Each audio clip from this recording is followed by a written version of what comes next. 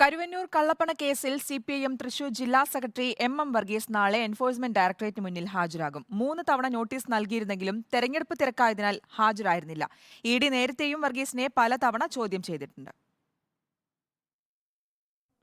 കേരളത്തിൽ വോട്ടെടുപ്പ് നടക്കുന്നതിന് തൊട്ടുമുൻപ് കരുവന്നൂർ കേസിലും CMRL കേസിലും എൻഫോഴ്സ്മെന്റ് ഡയറക്ടറേറ്റ് അന്വേഷണം ഊർജിതമാക്കിയിരുന്നു.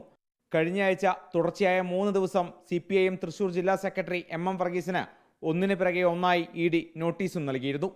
തിരഞ്ഞെടുപ്പ് പ്രചാരണ തിരക്കും ചുമതലകളും ഉള്ളതിനാൽ വോട്ടെടുപ്പിന് ശേഷം ഹാജരാകാമെന്നായിരുന്നു വർഗീസ് നൽകിയ മറുപടി.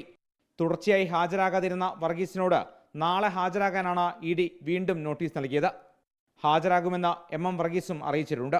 CPMന്റെ ഏരിയ കമ്മിറ്റികളടക്കം വിവിധ കമ്മിറ്റികളുടെ ബാങ്ക് അക്കൗണ്ട് വിവരങ്ങൾ ഹാജരാക്കാനാണ് നിർദ്ദേശം.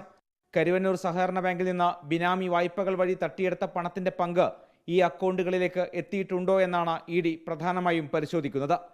മുൻ MP PK ബിജുവിനെയും ഇഡി അടുത്തിടെ ചോദ്യം ചെയ്തിരുന്നു. കേസിൽ നേരത്തെ ആദ്യഘട്ട കുറ്റപത്രം ഇഡി സമർപ്പിച്ചിരുന്നു. കരുവന്നൂരിൽ CPMന് രഹസ്യ അക്കൗണ്ടുകൾ ഉണ്ട് എന്നാണ് കണ്ടെത്തൽ. അതോടൊപ്പം തൃശൂരിലെ മറ്റ് ചില ബാങ്കുകളിലും അക്കൗണ്ടുകൾ ഉണ്ട് എന്നാണ് ഇഡി വ്യക്തമാക്കുന്നത്. ഇതിന്റെ വിവരങ്ങൾ തിരഞ്ഞെടുപ്പ് കമ്മീഷനും RBI ഉൾപ്പെടെയുള്ളവർക്കും ഇഡി കൈമാറിയിട്ടുണ്ട്. റിപ്പോർട്ടർ, കൊച്ചി.